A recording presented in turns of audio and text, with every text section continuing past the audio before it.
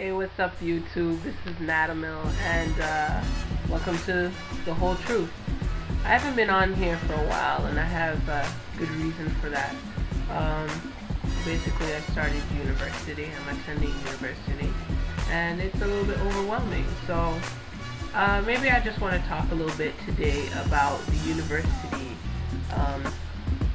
journey. Many people have been expected or been told that they've been expected to attend university or post-secondary school. And I'm mainly talking about the younger generation, you know, those who are now graduating from high school or, junior high, whatever, and is looking to pursue a post-secondary education. I too have gone through that journey, and there's a couple of things that I've learned throughout this journey. First message today is for the parents. Parents, please, absolutely please, make sure that you have provision for your children before you insist that they pursue a post-secondary education. The reason for this, and I know that some people might get on me because of this video, but the reason for this is because the stress level that you put on a child, especially when they don't have the provision for post-secondary, and that's what they're trying to achieve during their whole high school career and even elementary career, some students. It puts a lot of stress on them. The likelihood of it is that most students cannot work and get the amount of funds by working a part-time job in order to pursue a secondary education.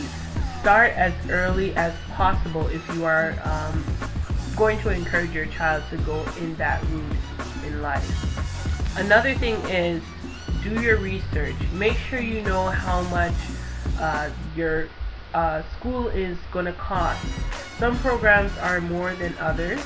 My program, I don't think that it was very bad concerning the price. And note that I am in Canada, so the post-secondary prices are very, very expensive for each course, especially when you're going to university. Mine was about approximately $5,000 plus, actually, because when you calculate books and everything into that, it does amount to quite a bit.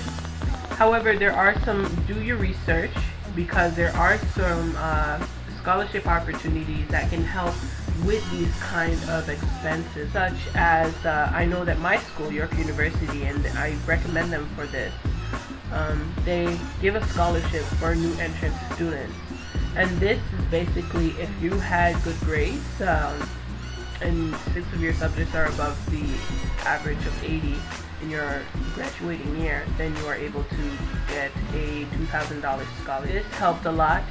It can help to buy books.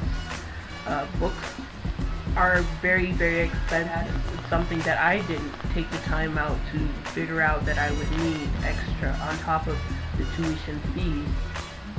Also, another fee that you have to really consider, and I didn't even take the opportunity to do this beforehand, was to consider your commuting expenses. If you are living on residence, then it's more easier to say, okay, well, I'll need this amount in order to survive here. But oftentimes we forget that you need money to take the bus, especially here in Canada. Pay $3 in Markham just for transit fare, and that's with the YRT.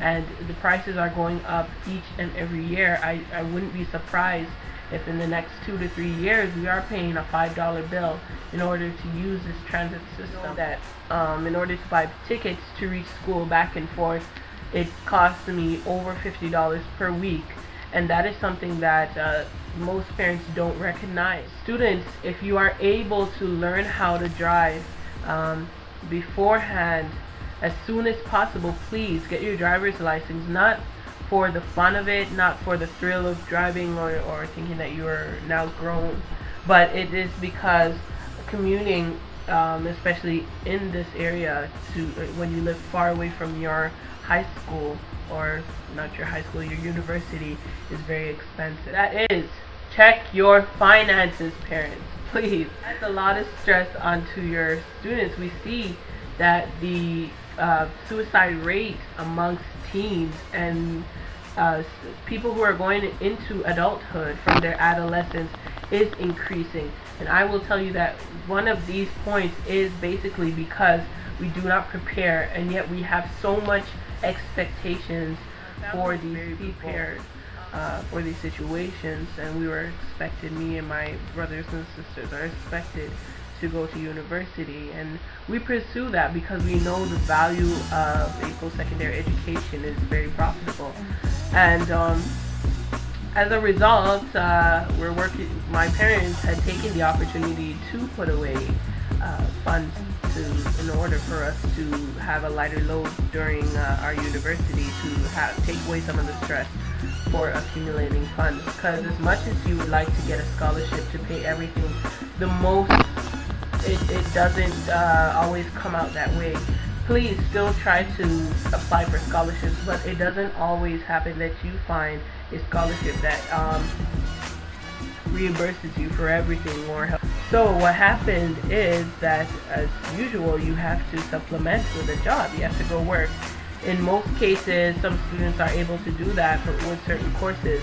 And there's this odd time, ironically, I have embarked upon this, in which you are not able to work, whether it is for obligatory situations, if you have other obligations, like myself, or if your time schedule is just messed up.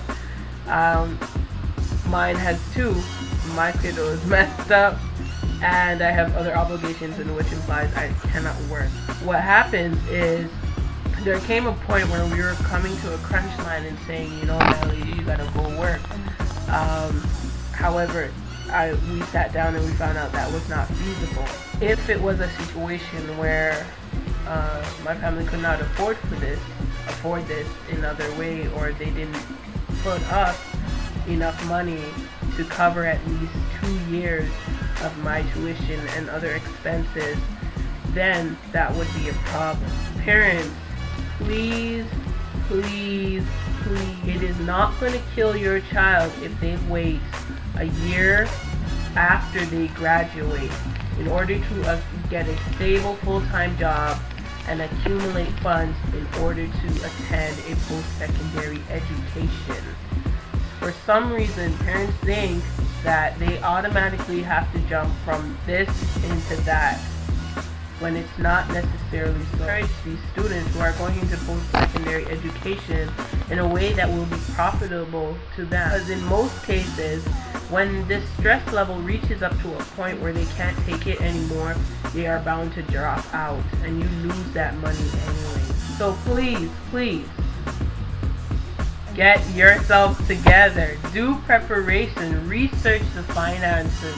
Take this opportunity to show your upgrowing person, your upcoming child, what it is to handle money, you know, how to take care of bills, how to balance everything that we have to in this economic society. Because for real, this world is coming to a point where we all need to learn how to really manage our money. There are recessions, talk about recessions. The United States right now is in a recession. Canada is feeling the brunt as well. And we need to strap up our boots and get it together, for real.